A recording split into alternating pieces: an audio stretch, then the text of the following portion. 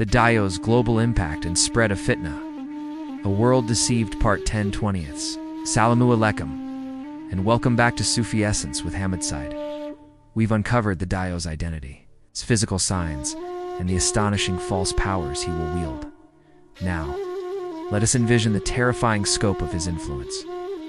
How will this single figure manage to deceive and control vast swaths of humanity across the entire globe?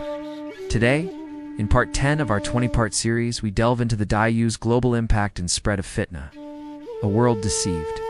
We will explore the sheer scale of his deception, the regions he will penetrate, the duration of his reign of terror, and the profound wisdom behind this global trial that will leave no corner of the earth untouched. Understanding the vastness of his fitna is essential for appreciating the ultimate triumph of truth. Join us as we comprehend the Dajjal's global reach. Part 1. The speed and scope of his invasion. A global onslaught, the Dajjal's impact will be global, driven by his extraordinary speed and relentless pursuit of universal worship. Like a cloud driven by the wind.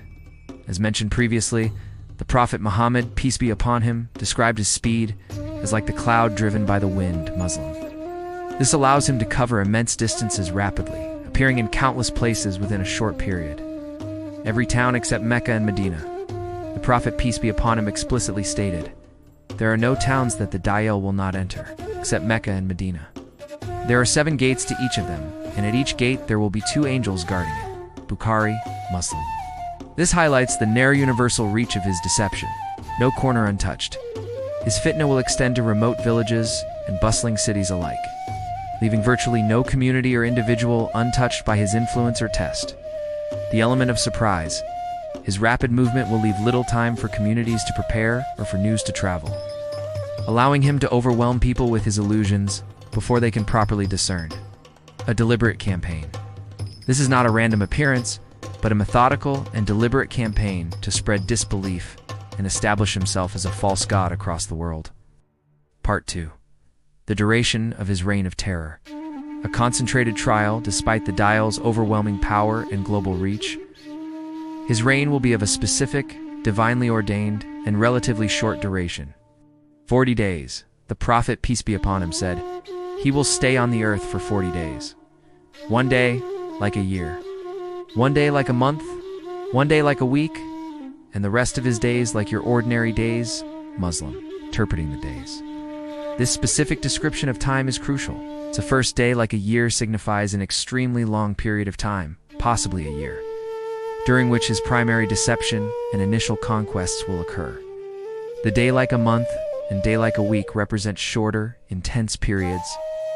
The remaining days are normal, indicating a rapid intensification, and then a return to normalcy as his final destruction approaches.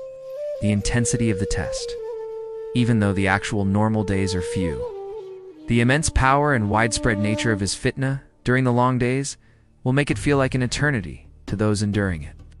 The brevity of his full reign is a mercy from Allah, a fixed term. This fixed duration indicates that his power is ultimately limited by Allah's will. He is not all-powerful. He is merely an instrument of divine testing. Part 3. His ultimate destination, Jerusalem and its significance. While the Dajjal will traverse the entire globe, its ultimate destination and the site of his final confrontation holds immense spiritual and strategic significance. Jerusalem, the final march to Sham Levant. After conquering most of the world, the Dajjal will ultimately head towards the blessed land of Sham, Greater Syria, Levant, with his primary target being Jerusalem Al-Quds. This is where he will gather his largest army, including his primary Jewish followers. Siege of Jerusalem. He will lay siege to Jerusalem, attempting to conquer it. However, Imam Mahdi and the remaining true believers will be within the city, steadfastly resisting him. The place of Isa's, peace be upon him, descent. Jerusalem, specifically near the white minaret in its eastern part, is the prophesied location for the descent of Prophet Isa, peace be upon him. Oh yes. This signifies Jerusalem as the stage for the final, decisive confrontation between truth and falsehood, the spiritual heart of resistance, just as Mecca and Medina are divinely protected from his physical entry.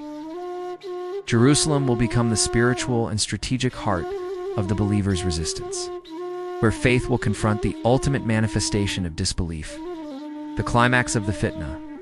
The Dajjal's arrival at Jerusalem marks the climax of his global Fitna, setting the stage for his ultimate demise and the beginning of Prophet Isa's peace be upon him, righteous reign. Part 4. The profound wisdom of this global trial. Why would Allah allow such a terrifying and globally encompassing deception to occur before the end of time?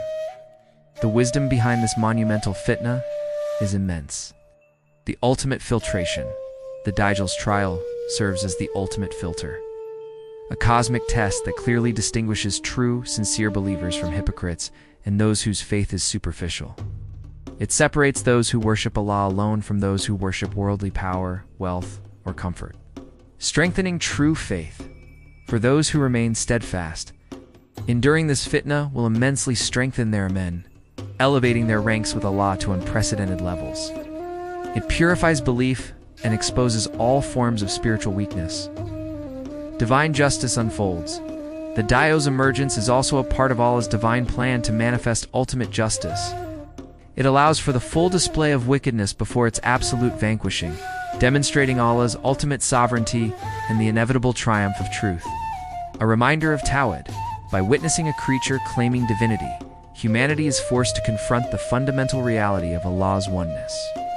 The Dajjal's obvious imperfections serve as a constant reminder that only Allah is perfect and worthy of worship. Prophetic fulfillment and trust in Allah. The precise fulfillment of the Prophet. Detailed warnings about the Dajjal serves to confirm the truthfulness of Islam and encourages absolute reliance and trust in Allah's wisdom and protection. It is a powerful lesson in trusting divine warnings and relying on divine aid. Conclusion. The all-encompassing test, the ever-present refuge, my dear friends. The Dajjal's global impact is not a fictional tale, but a sobering reality of the end times. A comprehensive fitna designed to test the very core of every human soul. His rapid movement, temporary control over nature, and the sheer scale of his deception will challenge every corner of the earth. Yet even in the face of such a monumental trial, Allah, in His infinite mercy, has given us specific knowledge. The Dajjal's duration is fixed, his entry to holy cities barred, and his ultimate destiny is defeat.